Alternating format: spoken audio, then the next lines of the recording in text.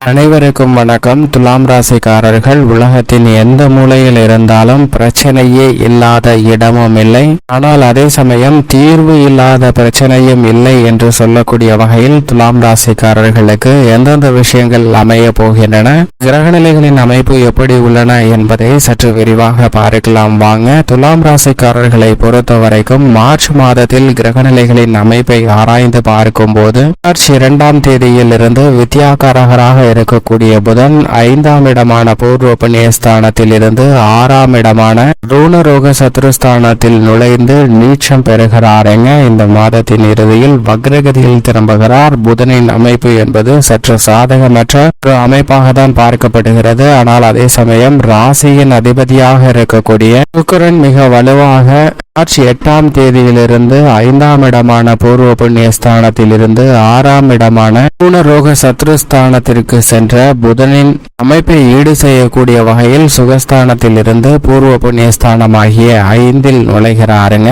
5ஆம் இடத்திற்கு ராசியின் அதிபதி வருவது, அங்கு ராஜயோகாதிபதியுடன் இணைவது நிச்சயமாக துலாம் ராசிக்காரர்களுக்கு ரெட்டிப்பு நன்மையை ஏற்படுத்தி கொடுக்கக்கூடிய ஒரு சிறந்த அமைப்பாக பார்க்கப்படுகிறது. இது மட்டுமல்லாது மார்ச் மாதம் 14ஆம் தேதிக்கு பிறகு சூரியன் மிக வலுவாக 6ஆம் இடமான ரூணரோக சத்ருஸ்தானத்திற்குள் செல்கிறார். இது மிக பெரிய அளவில் முன்னேற்றத்தை நிறைந்து கொடுக்கக்கூடிய அமைப்பாக பார்க்கப்படுகிறது. சந்திரன் இந்த மாதத்தில் ஒவ்வொரு தருணத்திலும் 12 இடங்களிலும் மாறி மாறி சஞ்சரிக்க போகிறாருங்க. ஆனால் அதே சமயம் குரு, சனி, ராகு, கேது போன்ற கிரகநிலைகளில் இந்த மாதத்தில் எந்த விதமான மாற்றமும் இல்லாத ஒரு தருணமாக அமைகிறது என்பதை தெளிவாக கிரகநிலைகள் உறுதிப்படுத்துகின்றன. கிரகநிலைகளின் அமைப்பு எப்படி இருக்க துலாம் ராசிக்காரர்களுக்கு நிச்சயமாக பிரச்சனையே இல்லாத இடமும் இல்லை, ஆனால் அதே சமயம் தீர்வு இல்லாத பிரச்சனையே இல்லை என்று சொல்லக்கூடிய வகையில் எந்தெந்த விஷயங்கள் அமைய போகின்றன என்று ஆராய்ந்து பார்க்கும் போது, உதாரணமாக ஒரு நபர் இருக்கிறார். அந்த நபருக்கு மிகப்பெரிய பிரச்சனையாக இருப்பதே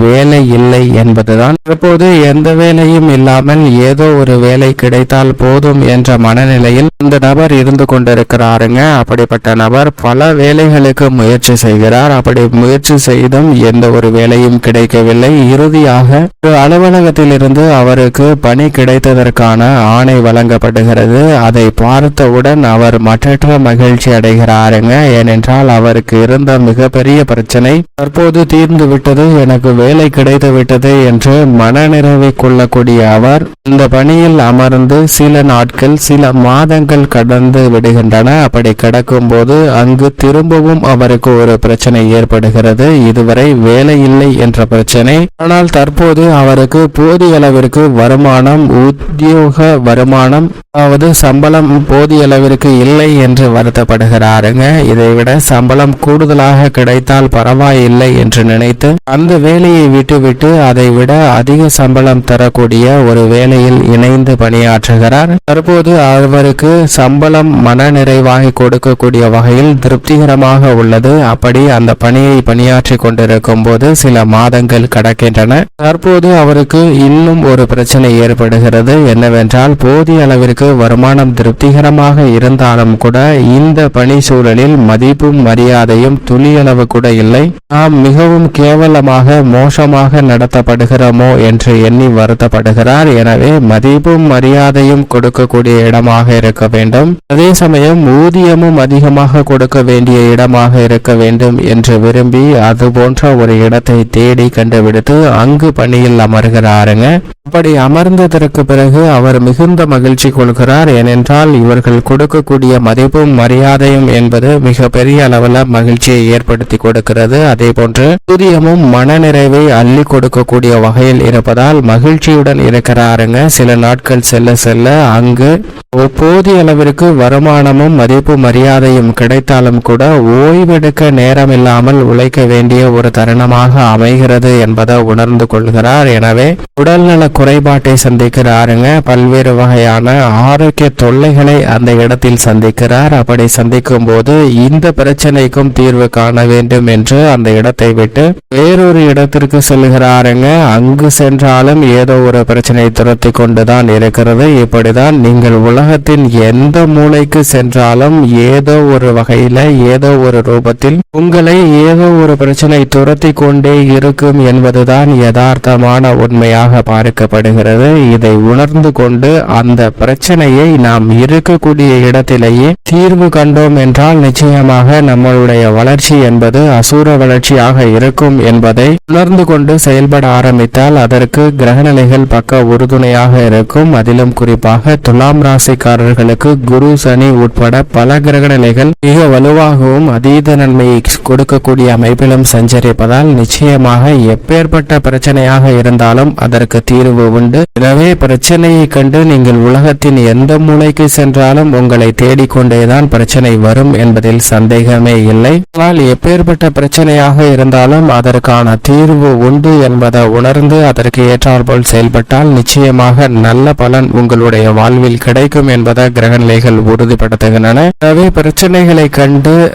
பயந்து ஓடாமல் அதை எதிர்கொள்ள கற்றுக்கொண்டாலே போதும். அத்தனை பிரச்சனைகளையும் சமாளித்து மகிழ்ச்சி நிறைந்தவையாக மாற்றிக்கொள்ளலாம். அதிலும் குறிப்பாக ஆசைக்கு மிகவும் சகாயமானவராக இல்லை என்றாலும் கோல்சார விதியின் அடிப்படையில் 7ஆம் இடமான சப்தமஸ்தானத்தில் மிக வலுவாக வீற்றிருக்கக்கூடிய குருவின் அமைப்பு நிச்சயமாக மிக சிறந்த முன்னேற்றத்தை அள்ளி கொடுக்கக்கூடிய ஒரு அமைப்பாக பார்க்கப்படுகிறது துலாம் ராசிக்காரர்களுக்கு. எனவே இந்த தருணத்தில் குடும்ப ரீதியாக பல முக்கியமான முடிவுகளை எடுத்தால் அவை சிறப்பாக அமையும். ஏனென்றால் ராஜயோகாதிபதியாக இருக்கக்கூடிய சனியும் பஞ்சமஸ்தானத்தில் இருக்கிறார். பாதிப்புகளை ஏற்படுத்த இயலாத ஒரு அமைப்பில் இருப்பதால் நிச்சயமாக சனி பகவானிடமிருந்து நன்மை அதீதமாக கிடைக்க போகிறது. எனவே குடும்பத்தில் பண பற்றாக்குறை நிதி சார்ந்த தொல்லைகள் ஏற்படுவதற்கான வாய்ப்பு மிகவும் குறைவு. அப்படி ஏற்பட்டாலும் அவற்றிற்கான தீர்வு உண்டு என்பதை கிரகநிலைகள் தெளிவாக உறுதிப்படுத்துகின்றன. குடும்ப ரீதியாக பல்வேறு விதமான சுப நிகழ்வுகளை இந்த தருணத்தில் மிக சிறப்பாகவும் மகிழ்ச்சியாகவும் செய்து முடிப்பதற்கான வாய்ப்பும் யோகமும் உண்டு. நீங்கள் எதிர்பார்க்கக்கூடிய நல்ல வரன் கிடைக்குங்க. திருமண ஒப்பந்தம் இந்த தருணத்தில் மிக சிறப்பாக செய்வதற்கான வாய்ப்பும் யோகமும் உண்டு. தொழில்துறை வியாபார துறையில் நீங்கள் எதிர்பார்க்கக்கூடிய அசுர வளர்ச்சி விரைந்து கிடைப்பதற்கான வாய்ப்பையும் யோகத்தையும் ராஜயோகாதிபதியாக இருக்கக்கூடிய சனி ஆட்சி பலம் பெற்றிருப்பதால் உறுதிப்படுத்துகிறாருங்க. நிதி நிறுவனங்களின் ஒத்துழைப்பு உங்களை தேடி வரும். திட்டமிட்டதை விட நல்ல வளர்ச்சியும் முன்னேற்றமும் நிறைந்து கிடைக்கக்கூடிய இனிமையான தருணமாக பார்க்கப்படுகிறது.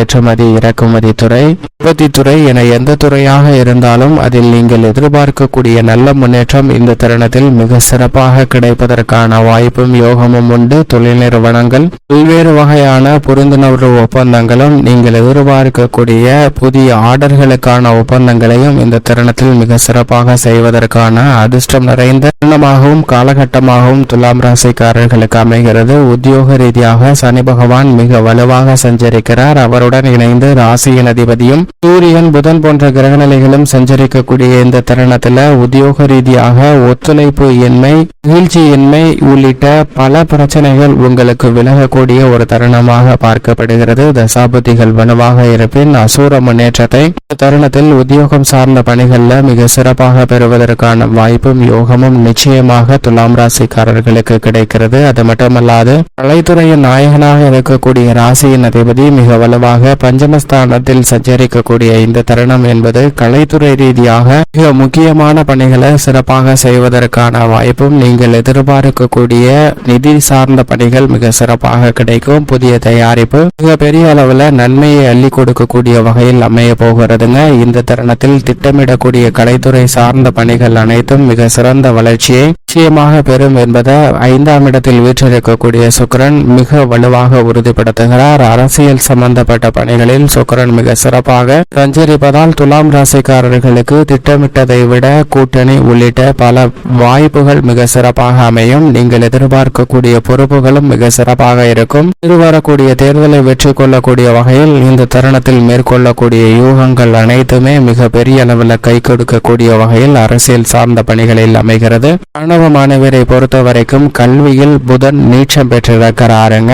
6ஆம் இடமான ரூணரோக சத்ருஸ்தானத்தில் புதன் நீச்சம் பெற்றிருப்பதால் கவன சிதறல் ஏற்படலாம். இத்தேர்வு நடைபெறக்கூடிய இந்த தருணத்தில் கவன சிதறலை தவிர்த்து கல்வியில் அதீத கவனம் செலுத்தும் போது நிச்சயமாக அதீத மதிப்பெண்ணுடன் தேர்ச்சி பெறுவதற்கான யோகம் துலாம் ராசிக்காரர்களுக்கு உண்டு. பெண்மணிகளை பொறுத்த வரைக்கும் பெண்மணிகளின் நலனுக்கு பொறுப்பேற்ற முக்கியமான கிரகமாக இருப்பவர் குரு மற்றும் சுக்கிரன் ஆகிய 2 கிரக நிலைகளும் வலுவாக சஞ்சரிப்பதால் இந்த தருணத்தில் திருமணத்திற்காக காத்து கொண்டிருக்கக்கூடிய துலாம் ராசிக்கார பெண்மணிகளுக்கு திருமண வாய்ப்பு கிடைக்கும். தொழில் மற்றும் வேலை வாய்ப்புக்காக சுய தொழில் புரிதல், சொந்த காலிலே நிற்க வேண்டும் என்ற முயற்சியில் ஈடுபட்டு துடித்து கொண்டிருக்கும் துலாம் ராசிக்கார பெண்மணிகளுக்கு அவை மிக சிறப்பாக நடைபெறும். அது மட்டுமல்லாது சொந்த தொழிலை சொந்த கட்டிடத்திலே நடத்த வேண்டும் என்ற முயற்சியில் ஈடுபட்டு கொண்டிருக்கக்கூடிய துலாம் ராசிக்கார பெண்மணிகளுக்கு அவை அனைத்தும் வெற்றிகரமாக நடைபெறக்கூடிய ஒரு சிறந்த மாதமாக இந்த மார்ச் மாதம் அமைவதற்கான யோகம் உண்டு.